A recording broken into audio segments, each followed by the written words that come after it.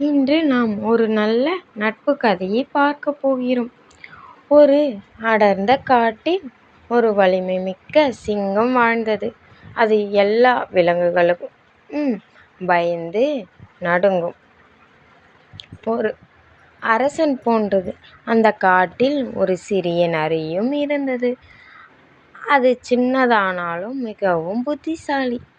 ஒரு நாள் சிங்கம் சிக்கலில் சிக்கியது. அப்போது அந்த நரி வந்து உதவியது. சிங்கம் அதிர்ச்சி, நீ என் உயிரை காப்பாற்றினாய் என நரியிடம் நன்றி சொன்னது. அந்த நாள் முதல் சிங்கமும் நரியும் நல்ல நண்பர்கள் ஆகிவிட்டார்கள். இந்த கதையிலிருந்து நம்ம என்ன தெரிஞ்சுக்கிறோன்னா, நண்பர்கள் யாராக இருந்தாலும் அவங்களோட அன்பும் உதவியும் நம்மளுக்கு எப்பவும் தேவைப்படும். நன்றி பிள்ளைகளே. மீண்டும் ஒரு கதையில் சந்திப்போம்.